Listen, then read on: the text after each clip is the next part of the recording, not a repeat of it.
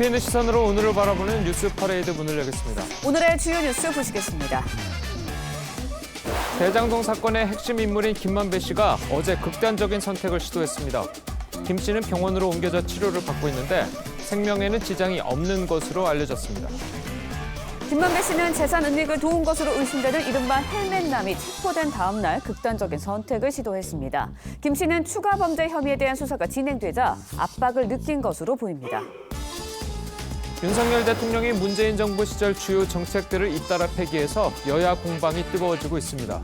이른바 문재인 케어를 포퓰리즘이라고 비판한 데 이어서 어제 신한울 1호기 준공식에서는 탈원전 폐기를 선언했습니다. 미국 연방준비제도가 기준금리를 0.5%포인트 올리는 이른바 빅스텝을 단행했습니다. 4차례의 자이언트 스텝 끝에 나온 금리 인상 속도 조절에 뉴욕 증시는 요동쳤습니다. 저희는 잠시 뒤 돌아오겠습니다.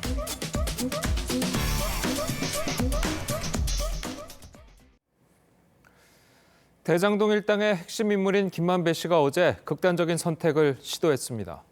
김 씨는 현재 병원에서 치료를 받고 있는데 생명에는 지장이 없는 것으로 알려졌습니다. 권은영 기자입니다.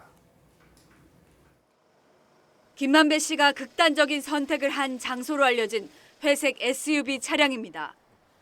당시 상황이 차량 곳곳에 흔적으로 남아 있습니다. 김 씨는 이곳 수원시 장안구 아파트 단지 내에 있는 갓길에 이렇게 자기 소유의 차량을 세워놓고 극단적 선택을 시도한 것으로 알려졌습니다. 김 씨는 극단적인 선택을 시도한 직후 변호인에게 이 사실을 알렸습니다. 현장에 도착한 변호인은 어젯밤 9시 50분쯤 119에 신고했고 김 씨는 인근 대학병원으로 옮겨져 치료를 받고 있습니다. 경찰 관계자는 사건 발생 당시 김 씨가 의식이 있었고 의사소통도 가능했다며 생명에 지장이 없다고 했습니다. 김 씨는 최근 최소 100억 원대의 범죄 수익을 숨긴 혐의가 추가로 포착됐고 이를 도운 것으로 의심되는 측근들이 잇따라 체포됐습니다. 김 씨는 자신 탓에 무고한 지인들이 피해를 보고 있다며 주변의 극단적 선택을 암시해 온 것으로 전해졌습니다. TV조선 권은영입니다. 김만배 씨는 자신의 재산 은닉을 도운 것으로 의심되는 이른바 헬멧남 등 조력자 3명이 체포된 다음 날 극단적인 선택을 시도했습니다. 검찰이 추가 범죄 혐의 수사에 박차를 가하고 대장동과 쌍방울 그룹 간의 연결고리를 들여다보자 압박감을 느낀 것으로 보입니다. 윤슬기 기자의 보도입니다.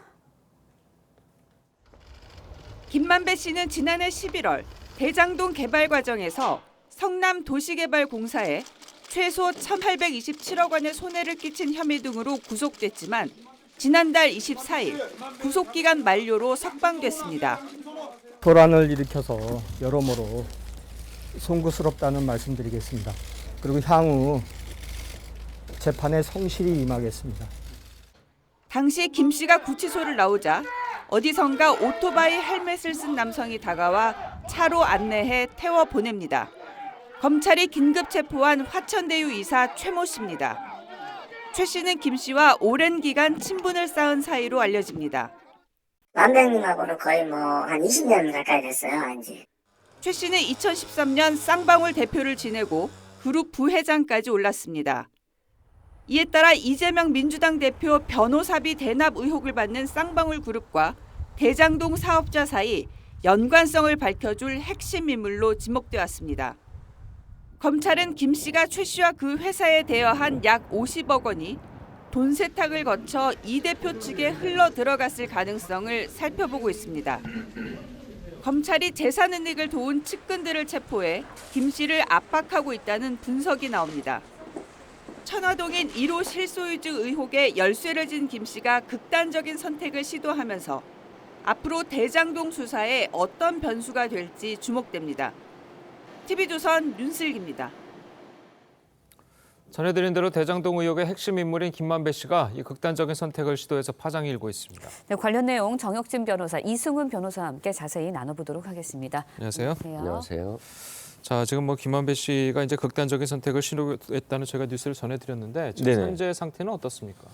일단 어제죠. 어제 네. 수원 모 대학 근처에 자신의 차 안에서 그런 시도를 했던 모양인데 다행히 치명적인 것은 아니었던 것 같습니다. 예. 그런데 이제 김만배 씨가 어느 정도 이제 의식을 회복한 다음에 변호사한테 연락을 했고요. 변호사가 119에 연락을 해서 그래서 그 119가 그 바로 근처에 있는 대학병원으로 이송을 갖다 했던 모양인데 예. 생명에는 지장이 없다라고 그렇게 되어 있고요. 예. 그다음 이제 자세한 상황은 차 안에 블랙박스가 있을 것이고 그다음 또 주변에 CCTV가 많이 있지 않겠습니까? 예. 경찰이 그런 것들 분석해가지고 어떠한 일이 있었는지를 확인하지 않을까 싶습니다. 예. 네, 김만배 씨의 20년 지기 최모 씨를 비롯해서 금고지기 역할을 해왔던 것으로 알려진 이모 씨가 뭐 긴급 체포된 다음 날 이런 극단적인 선택을 했거든요. 그렇다 보니까 자신의 조력자 3명이 긴급 체포된 것에 대한 상당한 압박감을 좀 느꼈던 거 아닌가라는 생각이에요. 그렇죠. 뭐 이 수사가 오래됐고 굉장히 힘든 과정이었었겠지만 자기 자신의 수사는 또 감당할 수 있는 부분이 있을 수 있잖아요. 근데 이제 자신의 지인 또는 후배 이런 분까지 이제 재산 은닉으로 조사를 받다 보니까 이게 그냥 불구속 조사도 아니고 체포해서 조사를 받으니까 그 압박감이 굉장히 컸던 것 같고요. 또 이제 검찰에서 이 조력자들에게 재산 은닉만 수사하고 끝나면 또 상관이 없는데 또 재산 은닉 외에 이 사람들의 또 개인적인 범죄까지도 계속해서 확인할 수 있는 것이기 때문에 김만배 씨가 상당히 압박을 많이 받았던 것으로 생각됩니다. 예. 자, 어쨌든 물론 김만배 씨 같은 경우는 다행히 목숨을 잃지는 않았는데 네네. 그래도 이제 대장동 관련해서 이렇게 계속해서 극단적인 선택을 하는 사건들이 계속 연달아서 일어나는 게 상당히 이제 우려스러운 점이 있다라고 보시는 분들이 많거든요. 그래서 이제 뭐 이렇게 범죄가 있을 수는 있지만 관련되는 사람들이 극단적인 선택을 한 경우가 이렇게 많았나 싶은 게 예. 작년 12월 10일 날 유한기 당시 본부장이 제일 먼저 극단적 네. 선택을 갖다가 했어요. 예. 그리고 난 다음에 작년 12월 21일이죠. 그러니까 유한기 씨가 사망한 그 한 열흘 정도 지난 이후에 그 유명한 지금 이제 모른다고 하는 이재명 대표가 모른다고 했던 김문기 당시 개발 1처장도 극단적인 선택을 했단 말이에요. 예. 그런데 이제 한 1년쯤 지난 거죠. 그래서 1년쯤 지난 어제 또다시 김만배 씨가 이런 극단적 선택을 했다라고 하는 것이 참 좀 이해가 되지 않는 그러한 측면이 많이 있다라고 저는 개인적으로 판단이 됩니다. 알겠습니다. 자, 화천대유 대주주 김만배 씨는 이 대장동 의혹의 진실을 풀 핵심 키맨으로 꼽히고 있습니다. 영상을 보시겠습니다.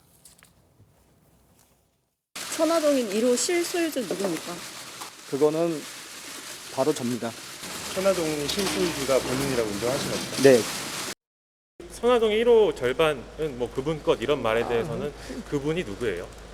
그 천화동인 1호는 의심할 여지 없이 그 화천대유 소속이고 화천대유는 제 개인 법인입니다.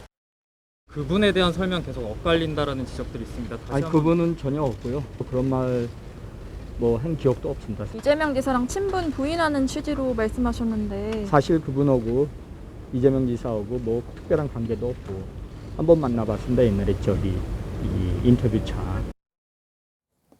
자, 인터뷰에서는 이제 상당 부분 이제 네. 부인을 하고는 있지만 이 김만배 씨가 핵심 키맨이라는 점은 부인할 수 없는 사실인 것 같아요. 네, 저는 두 가지로 나눠 보는데요. 첫 번째, 대장동 사건 자체에 있어서도 김만배 씨는 굉장히 중요한 역할을 갖다가 했습니다. 이건 예. 부인할 수 없는 사실이죠.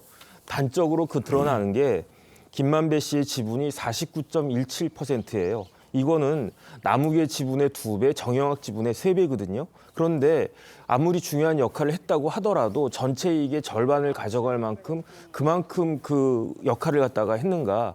본인은 조금 전에 이야기한 것처럼 의심의 여지 없이 본인의 것이다라고 했지만 자신이 한 역할에 비해서 2배, 3배 이상을 받아간 것이 아닌가 하는 그런 의문이 아직까지는 남아있고 그렇기 때문에 지금 수사가 더 진행이 되는 거고요. 예. 그다음에 더 중요한 거는 대장동 자체가 아니고 대장동 수사에 있어서 김만배 씨의 역할은 결정적입니다. 왜냐하면 지금 남욱과 유동규는 자백을 갖다 하고 있어요. 이전에 이야기했던 것이 다 거짓말이고 그때 이제 뭐 만배영이 이렇게 이야기를 하라고 해서 어쩔 수 없이 했다 이런 식으로 자백을 하고 있는데 예. 김만배 씨는 부인하고 있단 말이에요. 옛날에 이야기했던 그 스탠스를 지금까지 계속 유지하고 있단 말이죠. 그런데 만약에 이제 수사에 있어서 김만배 씨가 사실은 남욱과 유동규의 말이 맞다 이렇게 진술을 고치는 순간 그런 순간 이 수사는 전혀 다른 국면으로 진행될 수밖에 없기 때문에 김만배 씨는 그 대장동 수사에 있어서는 키맨, 게이트키퍼, 문지기 역할을 하고 있다라고 저는 판단이 됩니다. 알겠습니다. 네, 그렇게 핵심적인 역할을 했다고 말씀해 주셨는데 김만배 씨 지난해 이제 성남 도계공에 손해를 입힌 혐의로 기소가 됐습니다.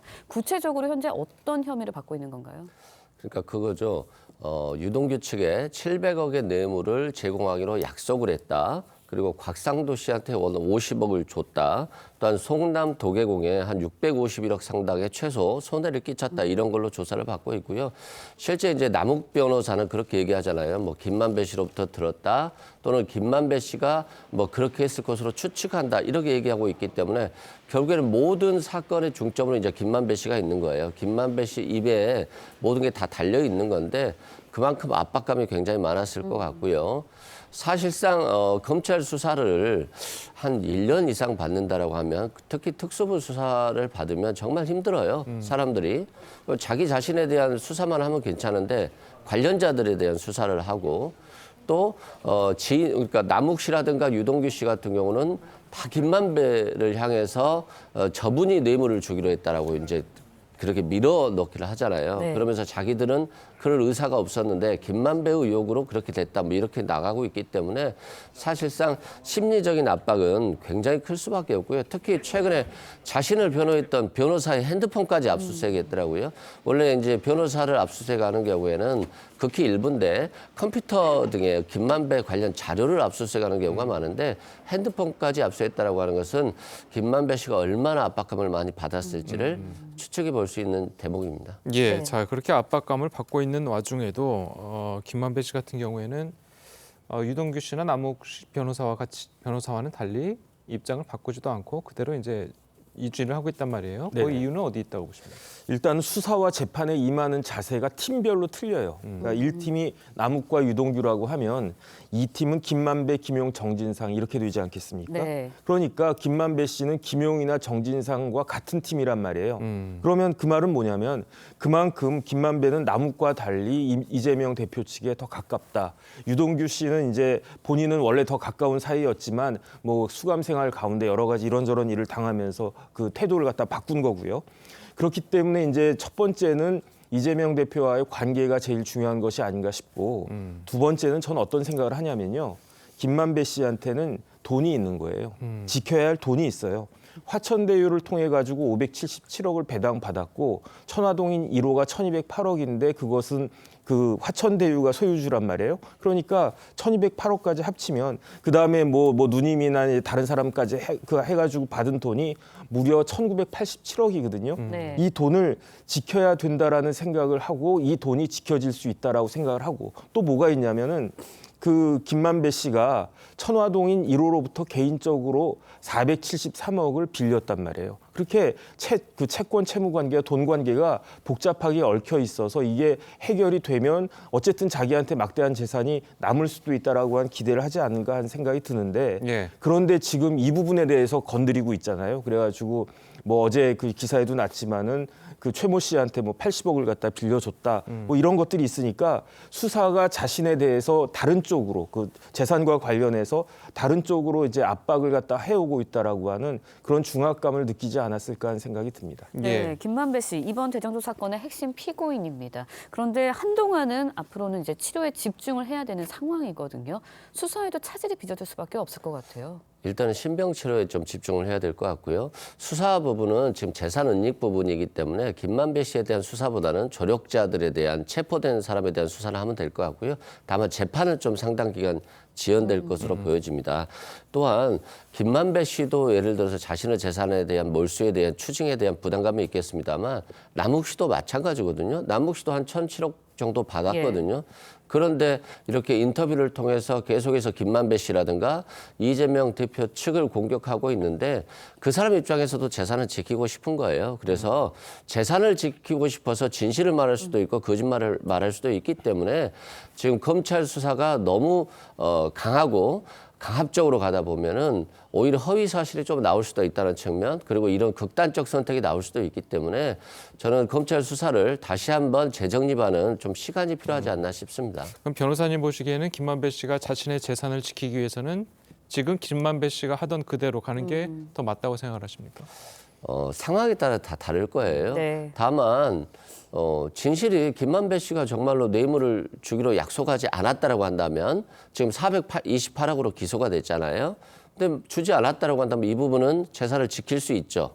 근데 김만배 씨의 진술 하나만 갖고 재판이 되는 건 아니거든요. 유동규 남욱도 있고 통장에 대한 관련 자료도 있기 때문에 과거에 김만배 씨가 통장에서 한 470억 정도를 현금으로 뺐다라고 했거든요. 예. 그래서 이게 처음에는 모두가 이재명 측으로 들어갔다라고 했는데 지금 그 얘기는 없어진 거거든요. 그래서 결국에는 법관이 검찰과 피고인들의 말을 들어서 합리적으로 판단을 하는 게 그 결과를 또 존중하는 게 맞을 것 같습니다. 알겠습니다. 네. 자, 그리고 이제 그 헬멧남이라고 그러죠. 최모 씨, 쌍방울 부회장을 지낸 최모 씨가 이제 체포돼서 이제 수사를 받게 되는데, 자, 그렇게 되면 이제 앞으로 이제 쌍방울과 그 김만배 씨와의 관계, 그리고 쌍방울과 더 나아가서 이재명 대표와의 관계, 자, 이런 것까지 수사가 가능할까요? 어떻게 보십니까? 일단 만약에 이제 김만배 씨가 사망했다면 그런 부분들이 굉장히 어려웠겠죠. 하지만 다행히 이렇게 생명에 지장이 없다라고 하니까 그 부분과 관련해 가지고는 수사가 계속 진행될 수 있을 거라고 생각을 하고, 예. 그다음에 사람이 어떤 극단적인 그런 일을 당하게 되면 그러면 심경이 변화를 하게 될 가능성도 있어요. 그러니까 그 김만배 씨가 쾌차한 다음에 어떤 태도를 보이게 될지 그것도 주목할 만한 부분이고, 예. 그다음에 이제 이 변호사님 말씀에 대해서 한 가지만 제가 첨언을 하면, 거짓말은 자기한테 유리할 때 하는 거예요. 유리한 쪽으로 이야기한 게 그게 거짓말이라고요. 어떤 바보가 자기한테 불리한 이야기로 거짓말을 하겠습니까? 내가 돈을 받지도 않았는데 내가 돈을 받았다, 뭐 이런 식으로 거짓말하는 사람 없을 거 아니에요. 예. 남욱의 이야기는 뭐냐면은 자기 자신한테 불리한 이야기를 하는 거고요. 김만배 씨는 계속 자기한테 유리한 쪽으로 이야기를 갖다 하는 거예요. 그래서 어떤 것이 거짓말이고 어떤 것이 진실일지는 뭐 하나님밖에 알 수 없겠지만, 그러나 이제 우리 같은 사람들이 봤을 때, 그 재판부 판사들이 봤을 때는 네. 어떤 것이 거짓말일지에 대해서는 그 추측할 수 있는 바가, 추정될 수 있는 바가 있지 않을까, 그런 생각이 듭니다. 예, 네. 이재명 대표에 대한 수사는 어떻게 진행될 거로 예상을 하십니까? 글쎄요. 그래서 저는 사실은 제가 지난번에도 말씀드렸지만 이재명 대표에 대한 수사가 늦어도 뭐 이번 달 중에 올해 내에는 시작될 거다라고 생각을 했었는데, 첫 번째로 이제 새로운 어제 나왔던 것처럼 뭐 최모 씨나 이렇게 자금과 관련된, 은닉과 관련된 내용들이 있었기 때문에 그 부분이 더 확인이 돼야 될 것 같고, 두 번째는 이제 말씀하신 것처럼 김만배 씨가 이렇게 극단적인 선택을 했기 때문에, 시도를 갖다 했기 때문에 어느 정도 치유될 때까지는 좀 기다려야 되지 않겠습니까? 예. 그런 의미에서는 이재명 대표에 대한 조사나 수사가 내년으로 넘어갈 가능성이 굉장히 높겠다 싶습니다. 알겠습니다. 자, 오늘 두 분 변호사님 말씀은 여기까지 듣겠습니다. 잘 들었습니다. 고맙습니다. 서해 공무원 피격 사건과 관련해 어제 검찰에 소환된 박지원 전 국가정보원장이 12시간 반 동안 조사를 마치고 귀가했습니다. 박 전 원장은 첩보 삭제를 지시했다는 혐의를 부인했는데요. 피격 공무원의 유족들은 문재인 전 대통령을 검찰에 고소했습니다. 장윤정 기자의 보도입니다. 12시간 반이 넘는 조사를 마친 박지원 전 국정원장이 검찰 청사를 나섭니다.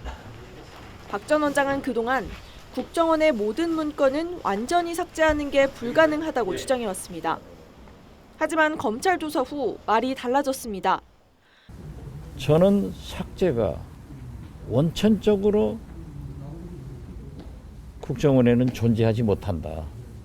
검사님이 수사를 하면서 보니까 그 삭제가 되더라고요. 국정원 문서도 삭제가 가능하다는 사실을 새롭게 알게 됐단 겁니다. 하지만 삭제 지시를 받거나 지시를 한 적이 없다며 혐의는 부인하고 있습니다. 문재인 대통령이나 서훈 안보실장으로부터 삭제 지시도 안 받았지만은 저도 우리 국정원 직원들에게 그러한 지시를 한 적이 없습니다. 검찰은 고 이대준 씨 사망 다음 날 열린 관계장관 회의 직후 박 전 원장이 서훈 전 국가안보실장으로부터 보안 유지 지시를 받고 국정원의 첩보보고서 46건의 삭제를 지시한 것으로 의심하고 있습니다. 고 이대준 씨 유족은 어제 문재인 전 대통령을 직무유기 등 혐의로 검찰에 고소했습니다. 은폐와 조작의 현실에 관련자들과 최고 책임자였던 문재인 전 대통령의 고발장을 오늘 제출합니다. 문 전 대통령에 대한 직접 수사 여부가 이번 사건의 분수령이 될 전망입니다. TV조선 장윤정입니다. 윤석열 대통령이 문재인 정부의 무분별한 탈원전 정책이 경제 수습을 어렵게 만들고 있다고 밝혔습니다. 주 52시간 시간제 개편 그리고 문재인 케어 폐기와 마찬가지로 문재인 정부의 주요 정책들에 대해 잇따라 날을 세우는 모습입니다. 황선영 기자입니다.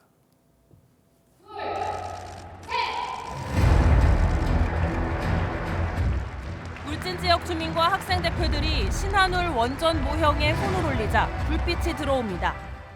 세계 최고 수준의 기술력과 경쟁력을 자랑하며 UAE의 사막에서도 원전을 성공적으로 건설하는 윤석열 대통령은 지금의 에너지 위기 시대를 맞아 우리 경제가 수습될 수 없는 상황이 됐을지 모른다며 문재인 정부가 탈원전 정책을 무리하게 추진했다고 진단했습니다.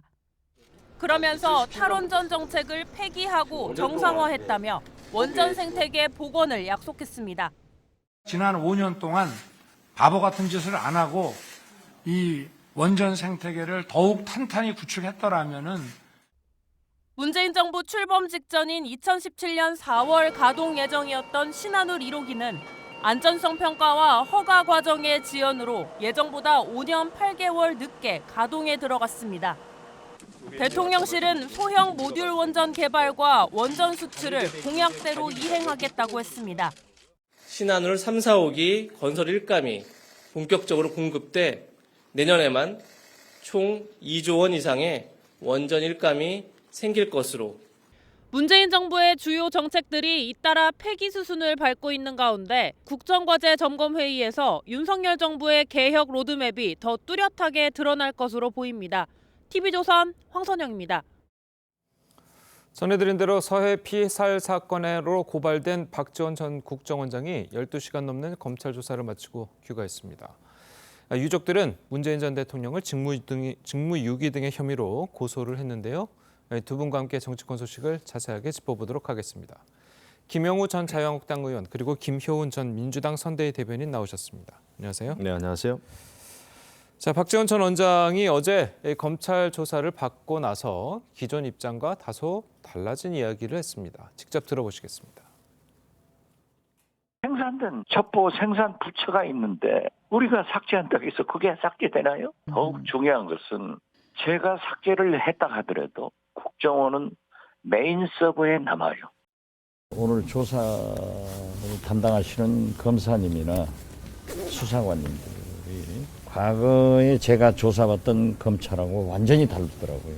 굉장히 친절하고 조사하는 방법도 아주 선진화돼가지고 문재인 대통령이나 서훈 안보실장으로부터 삭제 지시도 안 받았지만은 저도 그러한 지시를 한 적이 없습니다.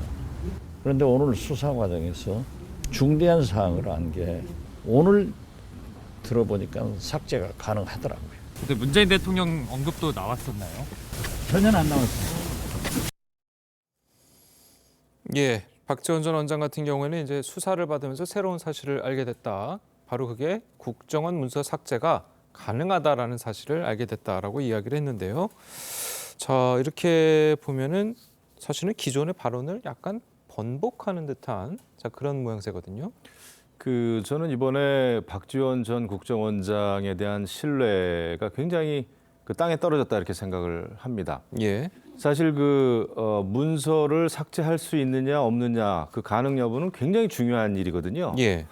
그런데 그 사안에 대해서 박지원 전 원장은 너무나 많은 언론에 출연을 하면서 또 인터뷰하면서 그 삭제 자체가 존재할 수가 없다, 불가능하다라는 얘기를 여러 차례 했단 말이에요. 예. 그러니까 이렇게 중요한 사안을 가지고 전 국정원장이었던 그 박지원 전 원장이 이런 중요한 일에 대해서 이렇게 확신을 한 거. 그런데 그것이 사실이 아님이 또 드러난 거 아니겠습니까? 그래서 상황을 모면하기 위해서 너무나 많은 말을 했고 거짓말을 했다 이런 생각이 좀 드는 거예요. 예.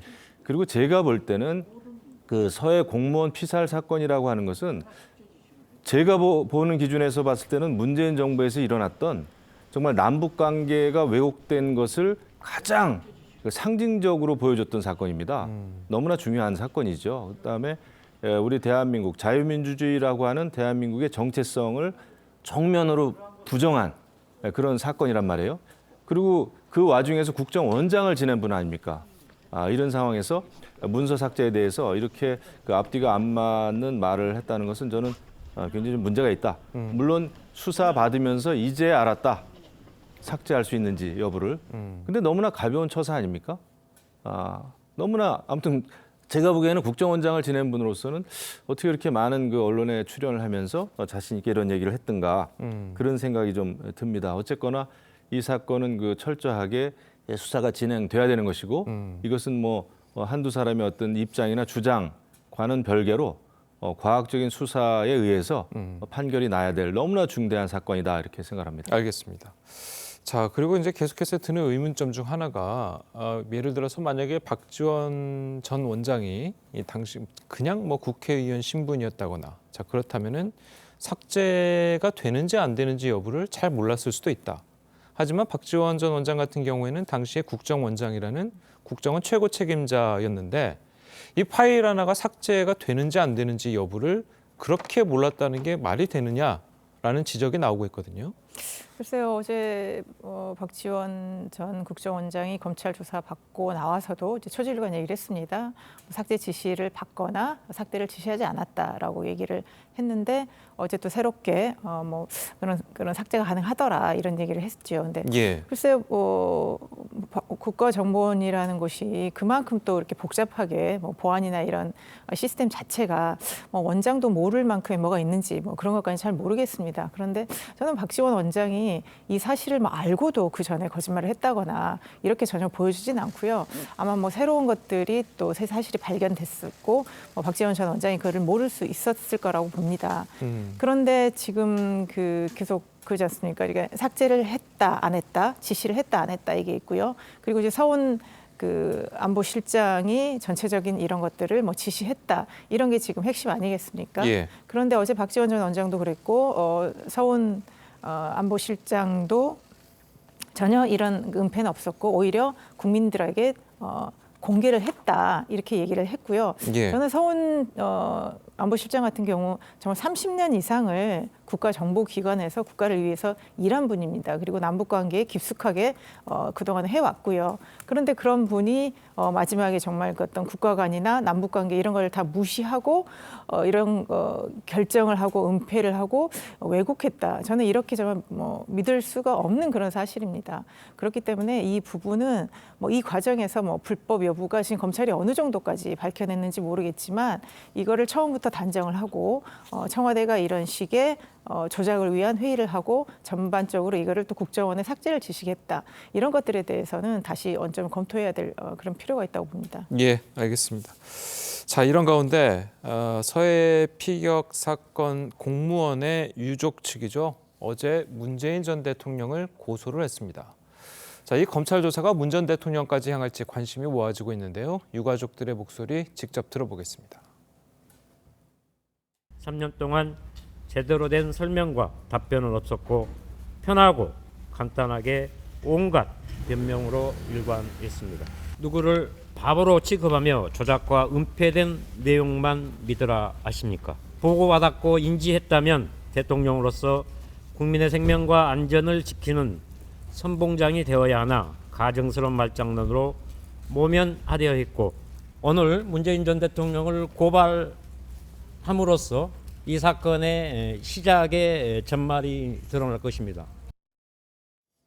예, 자 그동안 뭐 수사 당국 안팎에서 나오는 얘기로는 문재인 전 대통령에 대한 수사는 없을 것이다.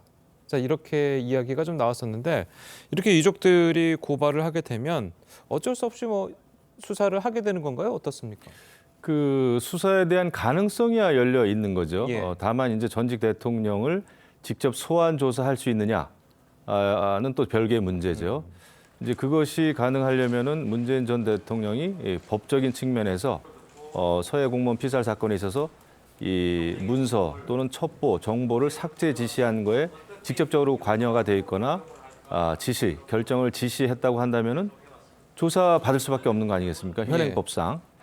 그런데 이제 지금 그 서훈 전 실장의 공소장 이런 데에서는 뭐 문재인 전 대통령의 그 혐의에 대해서는 크게 부각이 되고 있지는 않아요.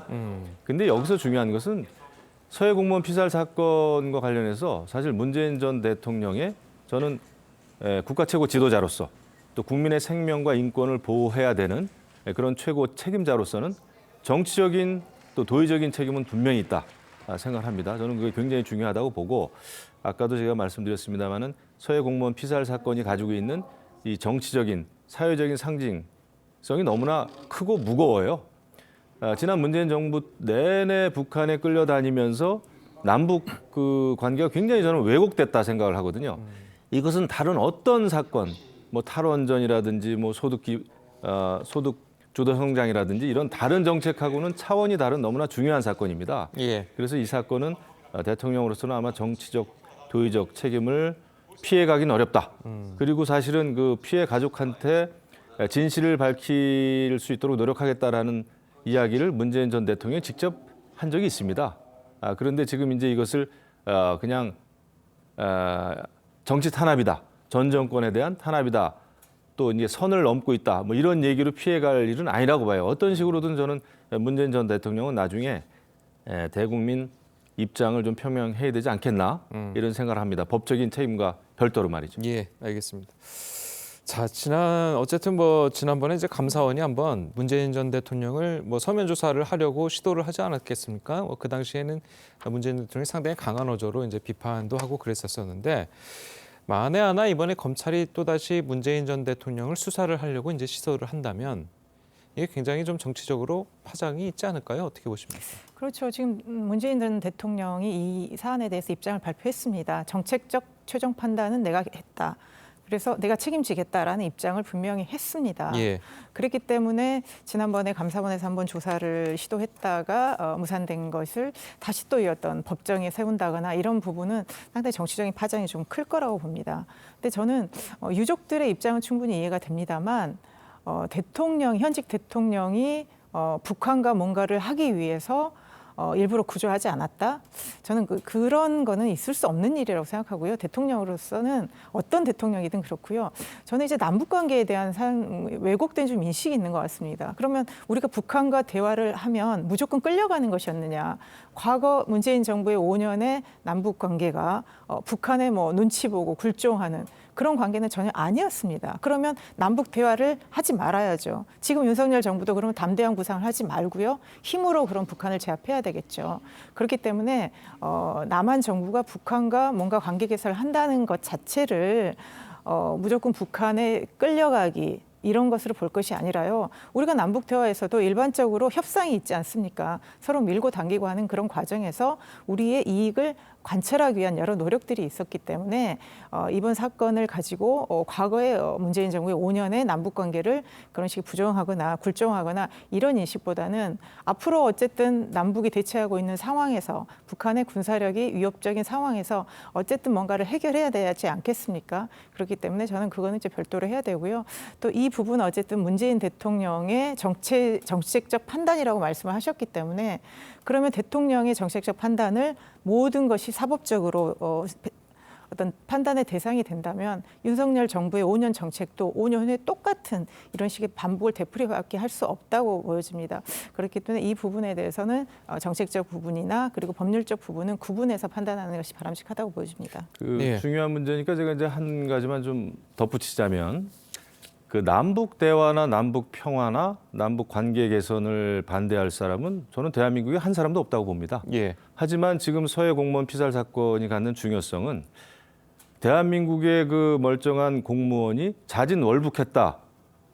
월북이라고 단정 지을 수 있는 특별한 그런 게 없었음에도 불구하고 자진월북으로 단정을 해가지고 대국민 발표를 했습니다. 그래서 중요한 거예요. 그래서 이제 아까 말씀하신 대로 대한민국의 대통령이 과연 북한에 끌려가면서 이런 일까지 했겠느냐. 있을 수 없는 일이다 말씀하셨는데 있을 수 없는 일이 지금 벌어지고 있는 것 같아가지고 저희가 지금 굉장히 분노하는 거 아닙니까? 많은 국민들이. 그래서 남북 대화 관계 개선 다 좋습니다. 하지만은 이렇게 대한민국 국민이 멀쩡한 국민이 자진월북했다라고 할 정도의 사건을 만들어가는 그런 정부였다면은 저는 제대로 심판받는 것이 필요하다. 대한민국의 정체성을 위해서 또 법과 그 헌법적 가치를 지키기 위해서라도 말이죠. 그래서 이 사건이 그냥 넘어갈 사건은 절대 아니다 이렇게 생각을 합니다. 알겠습니다. 그러니까 어쨌든 이제 월북에 대한 판단, 예. 그 부분이 정확하게 드러나야 될 것 같습니다. 예, 알겠습니다. 자, 저희는 다음 소식 넘어가 보도록 하겠습니다. 자, 우리나라의 27번째 원전인 신한울 1호기가 착공 12년 만에 본격적인 가동을 시작했습니다. 먼저 과거 원전 관련해서 윤석열 대통령의 발언을 듣고 오시겠습니다.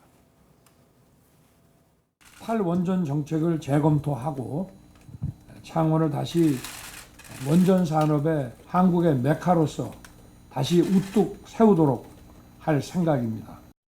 만일 우리가 지난 5년 동안 바보 같은 짓을 안 하고 이 원전 생태계를 더욱 탄탄히 구축했더라면은 지금 아마 경쟁자가 전혀 없었을 것이라고 저는 확신합니다.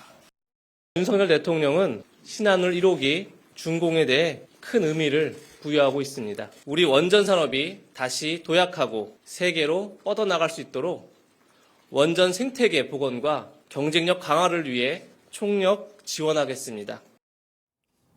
예, 그 탈원전에 대해서 지난 5년 동안 이제 바보 같은 짓을 안 한다는 말은 지난 6월에 한 말이고요. 그리고 어제 축사에서는 탈원전 정책이 우리 경제를 수습할 수 없는 상황으로 이제 몰고 가고 있다. 자, 이렇게 이야기를 했거든요. 자, 그렇다면은 사실 뭐 탈원전 정책은 이제 문재인 정부의 대표적인 정책 아니었겠습니까? 그렇습니다. 자, 그렇다면 그걸 정면으로 반박한 건데 어떻게 보셨습니까?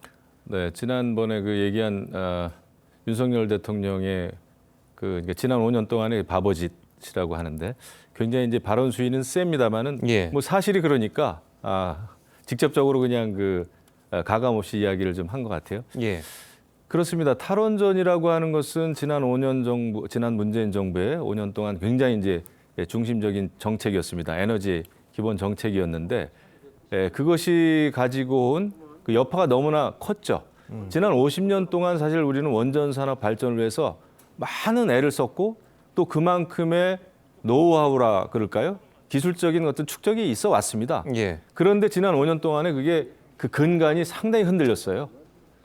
그래서 이제 그 전문가들 양성도 제대로 안 됐고, 그 다음에 하청에 여러 가지 그 기업 그 생태계가 거의 무너질 지경입니다. 많이 무너졌죠.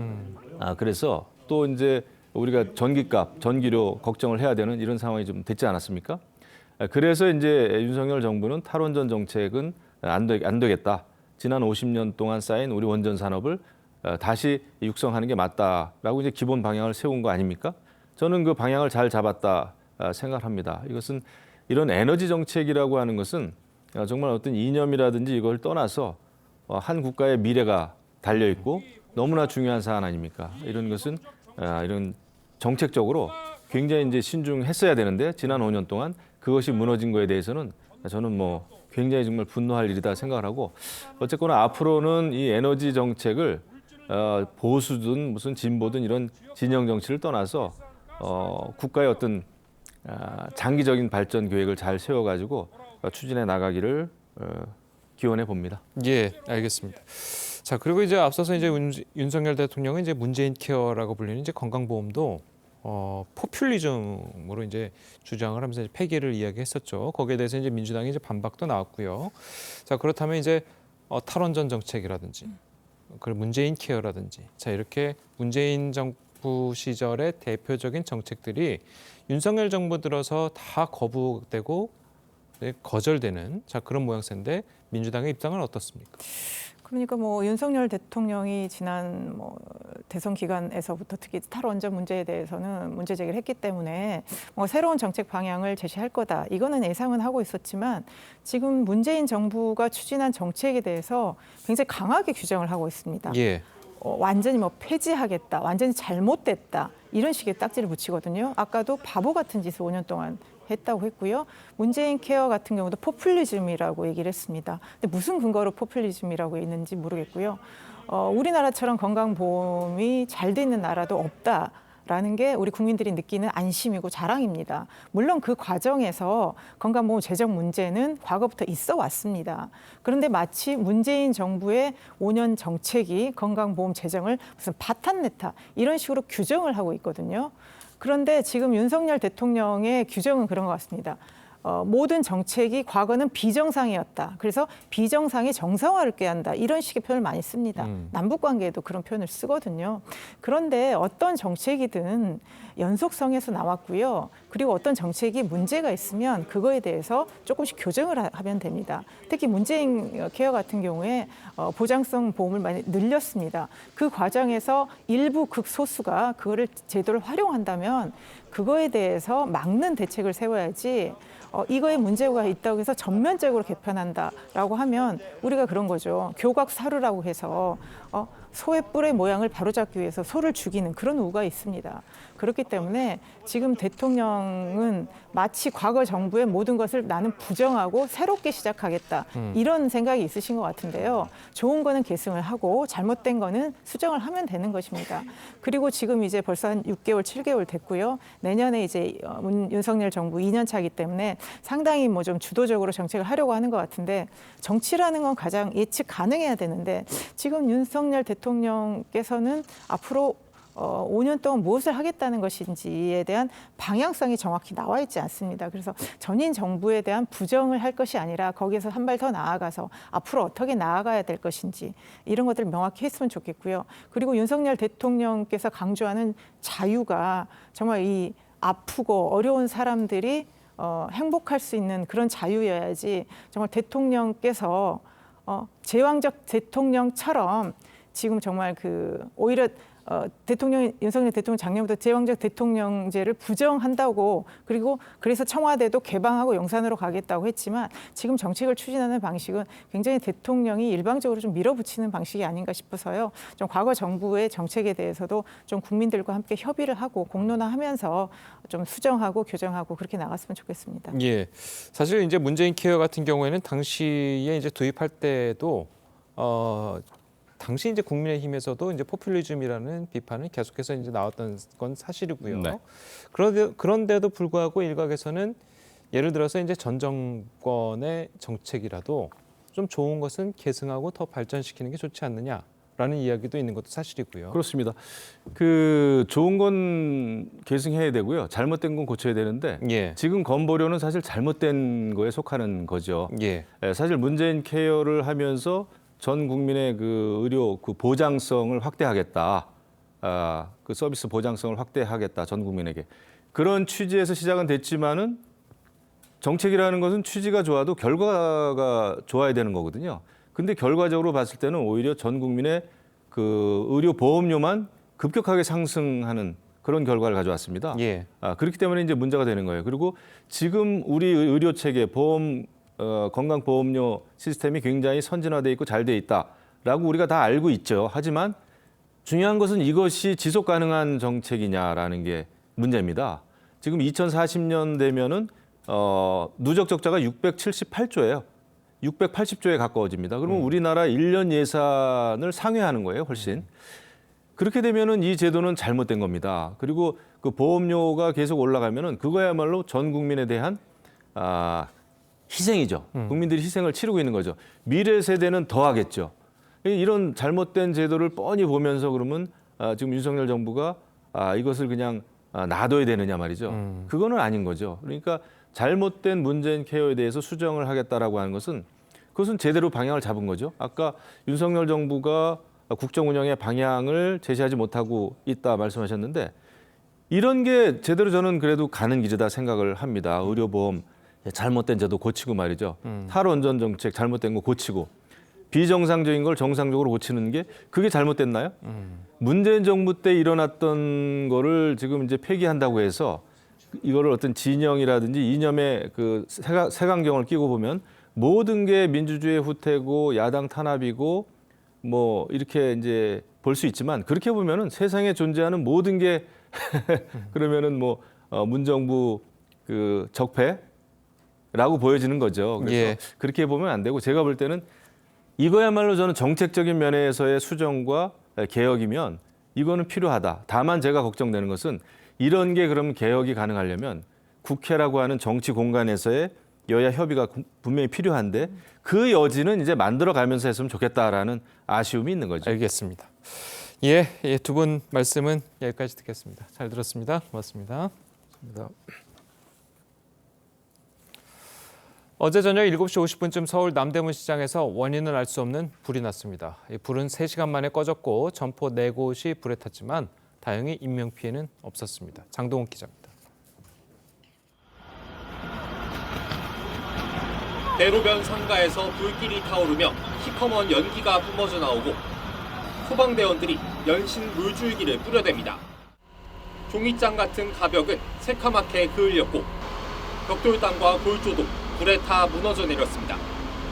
소방대원들은 건물 내부에 남은 불씨가 있는지 확인하며 인접 건물까지 불길이 번지는 걸 막기 위해 진화에 총력을 다합니다. 어제 저녁 7시 50분쯤 서울 중구 남대문 시장에서 불이 났습니다. 시장 출입구 근처 상가 밀집 구역의 한 가건물 1층에서 불길이 시작됐고 인근 점포 4곳으로 불길이 번졌습니다. 소방당국은 소방차 28대와 소방관 100명을 동원해 1시간 30여 분 만에 큰 불을 잡고 잔불 진화에 들어갔습니다. 영업시간이 끝난 후 화재가 발생해 인명피해는 없었지만 남대문로 인근 도로 일부가 통제되면서 퇴근길 시민들이 불편을 겪었습니다. TV조선 장동우입니다. 네, 미국에서 텍사스주와 루이지애나주 등 남부 3개 주에 토네이도가 발생해 어린이가 숨지는 등 피해가 속출했습니다. 화면으로 보시죠. 형체를 알 수 없는 잔해들이 널브러져 있습니다. 포크레인과 굴착기가 정리하는 잔해들 속에서 살림살이들이 보이는데요. 뼈대만 남은 자동차는 날카로웠던 토네이도의 위력을 고스란히 보여줍니다. 13일 미 중부 지역에 닥친 겨울 폭풍으로 텍사스주와 오클라호마주, 루이지애나주 등 남부 3개 주에 토네이도가 발생했습니다. 루이지애나주 파머빌에서는 남자의 1명과 어머니가 숨진 채 발견됐습니다. We did locate a young child about a half a mile from the house. It's really a sad situation, and it's one of the most unusual things I've ever seen. 특히 이동식 주택과 아파트 단지가 큰 피해를 입었는데요. 최소 20명이 부상을 당해 입원 치료를 받고 있고 몇몇은 위독한 것으로 전해졌습니다. 음바페의 프랑스와 메시가 뛰는 아르헨티나의 월드컵 결승 맞대결이 성사됐습니다. 프랑스는 조금 전 카타르 알바이트 스타디움에서 열린 2022 카타르 월드컵 4강전에서 전반 5분 만에 터진 테오 에르난데스의 선제골과 후반 34분 콜로 무아니의 쐐기골로 모로코를 2대0으로 꺾었습니다. 2018년 러시아 대회 우승국인 프랑스는 2대회 연속 결승전 무대를 밟게 됐습니다. 아프리카 국가 최초로 월드컵 4강에 오른 모로코는 크로아티아와의 3, 4위전으로 대회를 마무리하게 됩니다. 미국 연방준비제도가 기준금리를 0.5%포인트 올리는 이른바 빅스텝을 단행했습니다.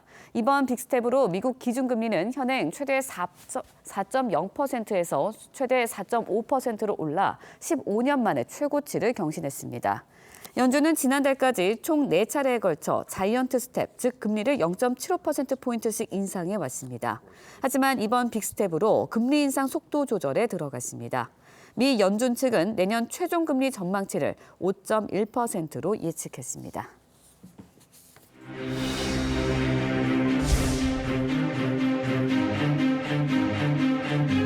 가위바위보를 해서 이긴 사람 순서대로 이제 그걸 뽑으신 거예요.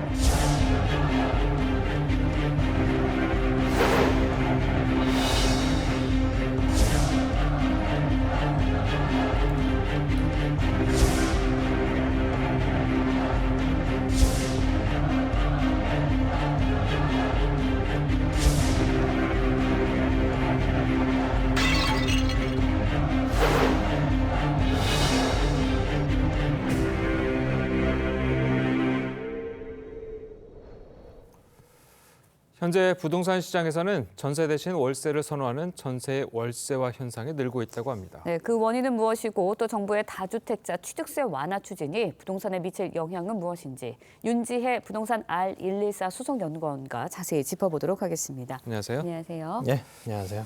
자, 이게 월세를 선호하는 현상. 자, 이게 금리 때문이겠죠? 이유는 여러 가지가 있습니다. 예. 일단 우리가 최근 한 3, 4년 사이를 보시면 사실 월세화되는 속도가 원래 빨라지고 있었습니다. 네. 과거에는 저금리다 보니까 임대인들이 월세를 오히려 선호하는, 선호를 했었죠.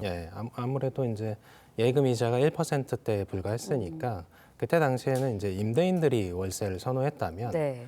지금은 이제 금리가 급격하게 오르면서 임차인들이 오히려 월세를 선호하게 되는 현상들이 발생을 했는데 예. 이러다 보니까 과거에 한 3, 4년 전에는 이제 전세가 한 7 정도 비중을 차지하고 이제 월세가 한 3 정도 비중을 차지했는데 네. 최근 한 1, 2년 사이에는 한 6대 4 정도로 그게 변경이 됐고요. 최근에는 5대 5 비중까지 되면서 이제 전세와 월세가 동등한 비중에서 거래되는 그런 상황까지 와 있다 이렇게 볼 수가 있는데 예. 이 원인은 일단 임차인의 월세 선호 현상에서 기인을 합니다. 네. 그래서 급격하게 오른 그 기준금리에 네. 의해서 대출 이자 부분들이 대부분의 이제 전세 대출 자체가 이제 변동금리다 보니까 아무래도 변동금리에서는 이제 이자 상승기에 취약한 부분들이 그렇죠. 월세를 이제 하게 되면 네. 한 2년 동안 이제 고정해 놓는 효과가 있는 겁니다. 네, 최근 서울 아파트 임대차 거래에서 월세 비율이 처음으로 40%를 도달했습니다. 그렇다 보니까 일각에서는 전세 제도가 사라지는 거 아니냐 이런 우려도 나오고 있거든요. 일단 뭐 국내에만 존재하는 뭐 특수한 제도긴 합니다. 찾아보자면 한 1900년대, 그러니까 조선 후기죠. 네. 그때부터 이제 시작된 제도인데 아무래도 이 제도가 그 사라지는 과정에 오려면 상당한 시간이 필요합니다. 왜 그러냐면 우리가 이제 시장에서 이제 전세를 이제 목돈으로 해서 이른바 이제 갭 투자라고 했던 용어였는데 아무래도 전세를 끼고 매입하신 분들 그리고 임대인 중에서 이제 전세 제도를 활용해서 목돈을 확보하신 분들이 상당수 있기 때문에 이 제도가 사실은 사라지는 데는 상당한, 그러니까 어떻게 보면 최소한 20년에서 30년 정도의 시간이 필요하고요. 다만 이게 이제 비중에 따른 부분들이 변하고 있다 이렇게 보시면 될 것 같은데 아무래도 월세 비중들이 계속 올라오면서 이 부분들이 사실 당장은 금리가 급격하게 오르면서 월세 비중이 높아졌습니다만 앞으로 최소한 2년에서 3년 사이에서는 이 월세화되는 현상들이 조금 이제 점진적으로 진행될 여지가 있습니다. 왜 그러냐면 월세 수준이 일정 수준 올라오게 되면 앞서 설명드린 것처럼 전세 대출과의 그 격차, 그러니까 이자 부분과의 격차가 좁혀집니다. 그러다 보면 수요자 입장에서, 임차인 입장에서는 사실은 전세를 조금 더 선호하게 되는 경향들이 생기거든요. 그러다 보면 요 5대5 비중으로 변했던 부분들이 상당 기간 유지된다 이렇게 보시면 될 것 같습니다. 예. 네. 지금 뭐 그러니까 월세 비중이 40이 아니라 50%라는 말씀이시죠? 네, 맞습니다. 어쨌든. 예. 자, 그리고 지금 문제는 부동산 시장이 굉장히 얼어붙어 있다는 사실. 자, 그 부분 때문인데 정부가 그래서 다주택자들에 대한 취득세를 좀 완화해주겠다. 자, 이런 건데, 자, 그럼 집 많이 가진 사람도 지금까지 취득세 때문에 많이 못 샀던 거를 지금 사도 된다라는 시그널을 보내는 것 같은데, 자, 이런 게 과연 집값 지금 얼어붙은 부동산 시장을 좀 푸는데 도움이 될 거라고 보십니까? 일단 지금 거래가 굉장히 안 되는 시장입니다. 근데 그 원인을 어디서 찾아야 되냐면 일단 그 매도자한테 있진 않습니다. 매도자는 사실 물건들을 쌓아놨으니까요. 그럼 이제 매수자 측에서 찾아야 되는데 우리가 일반적으로 이제 서민이라고 부르는 층, 혹은 이제 무주택자나 1주택자에 해당되시는 분들은 지금 대출 이자 부분들이 상당히 늘어났기 때문에 여력이 좀 부족합니다. 그래서 우리가 보통 경기 침체 시기에는 뭐 많이 가지고 계신 분들이 좀 써줘야 된다, 소비해줘야 된다라는 얘기가 있듯이 이 주택에 대한 소비 자체도 사실 정부가 최근에 임대사업자 활성화 제도를 새롭게 보완하고 있습니다만 아무래도 좀 더 가지신 분들이 여력이 높고요. 거기다가 최근에 이제 예금 이자가 올라가면서 현금성 자산을 가지고 계신 분들이 좀 더 여력이 높아졌습니다. 아무래도 그러다 보니까 그분들이 지금 시장에서 아무래도 매수 주체로서 조금 유입이 돼줘야 지금의 이제 거래 실종 상황 이런 부분들을 좀 해소할 수 있다. 이렇게 정부가 판단하고 있다. 이렇게 보시면 될 것 같습니다. 예, 알겠습니다. 자, 오늘 말씀 여기까지 듣겠습니다. 잘 들었습니다. 고맙습니다. 네, 감사합니다.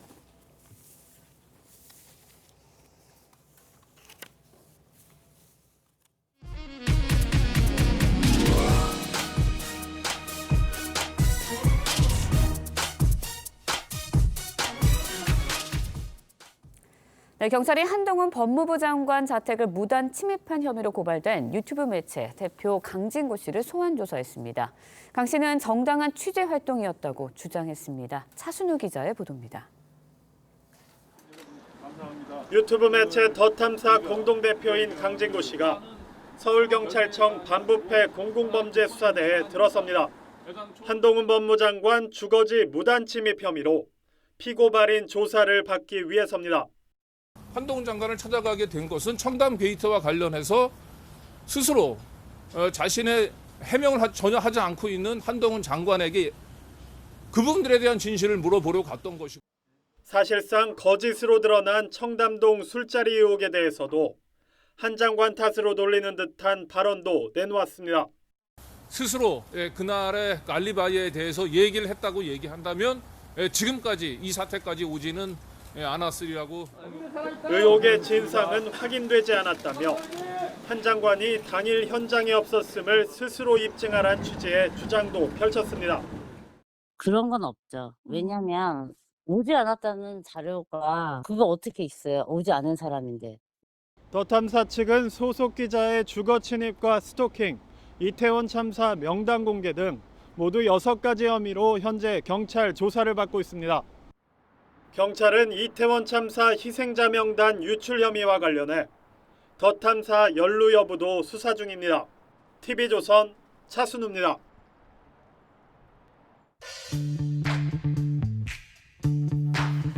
렌즈에 담긴 그 순간 그 의미를 짚어보는 시간이죠. 사진기자가 선택한 아침의 한 장입니다. 오늘은 조선일보 사진부 조인원 기자와 함께합니다.